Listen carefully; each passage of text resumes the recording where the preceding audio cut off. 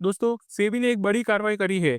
India का पहला major spoofing scam सामने आया है और इस बार निशाने पर है एक broking firm Patel wealth advisers. Scam की वैल्यू है 3.22 करोड़ और ये पूरा उनका इलीगल प्रॉफिट रहा है। स्कैम का टाइम पीरियड था 3 साल, 2019 से लेके 2022 तक। तो ये स्पूफिंग होता क्या है, सेबी ने क्या एक्शन लिया और इससे आम इन्वेस्टर्स को क्या सीखना चाहिए, आज की इस वीडियो में हम फुल ब्रेक डाउन करेंगे, बिल्कुल सिंपल और क्लियर टर्म्स में, ताकि आप भी मार्केट में सेफ इन्वेस्ट कर सके। तो चलिए शुरू करते हैं।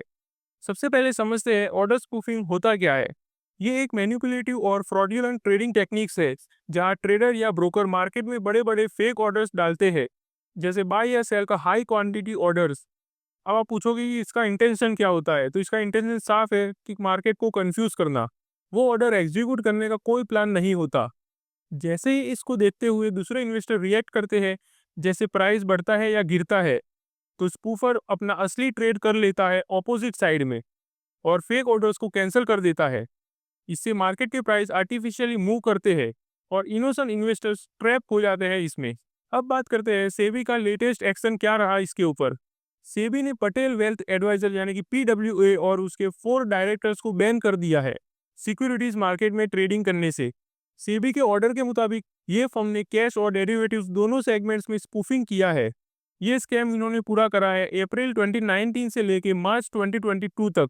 सेबी ने कहा है कि ये पैटर्न्स 292 दिनों तक रिपीट हुआ है अक्रॉस 173 स्टॉक्स और टोटल प्रॉफिट बनाया गया है 3.22 करोड़ का, सिर्फ इस अनफ्रेड ट्रेड से, जो कि काफ़ी बड़ा नंबर है दोस्तों, जिसमें कि काफ़ी ट्रेडर और इन्वेस्टर ट्रैप हुए होंगे।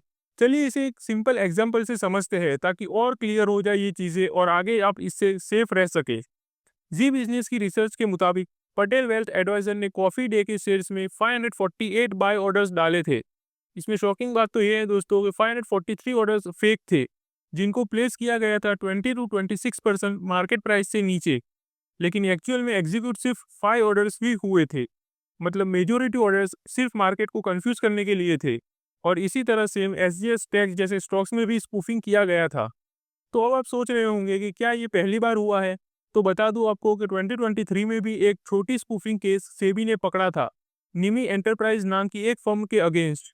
लेकिन वो केस सिर्फ कैश सेगमेंट में था और सिर्फ 8 महीने तक चला था, जबकि पटेल वेल्थ एडवाइजर का केस तो 3 साल तक चला है, मल्टीपल सेगमेंट्स में और बहुत ज़्यादा स्ट्रक्चर वे में।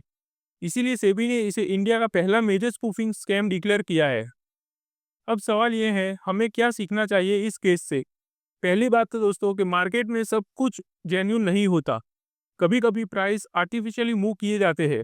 ऐसे में रिटेल इन्वेस्टर्स कंफ्यूज हो जाते हैं और रॉन्ग डिसीजन ले लेते हैं।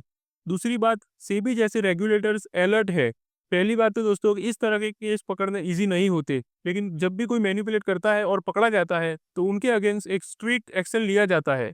तो अगर आप ट्रेडिंग करते हो तो हमेशा प्राइस एक्शन और वॉल्यूम को लॉजिकल वे में समझे, ब्लाइंडली फॉलो मत करना। तो दोस्तों ये था पूरा ब्रेकडाउन सेबी का नए ऑर्डर स्पूफिंग केस का, जो कि अब तक का सबसे बड़ा केस है इंडिया में। आपको क्या लगता है, क्या सेबी को और स्ट्रिक्ट होना चाहिए? क्या ऐसे ब्रोकर्स को परमानेंटली बैन कर देना चाहिए? हमें कमेंट करके ज़रूर बताएं। अगर आपको डेली ऐसे स्टॉक मार्केट इंसाइट्स चाहिए और डेली स्टॉक मार्केट न्यूज़ चाहिए, जो हर एक इन्वेस्टर और ट्रेडर के लिए इंपॉर्टेंट होते हैं, तो चैनल को अभी सब्सक्राइब कर लो। तो मिलते हैं अगली वीडियो में, तब तक के लिए हैप्पी इन्वेस्टिंग।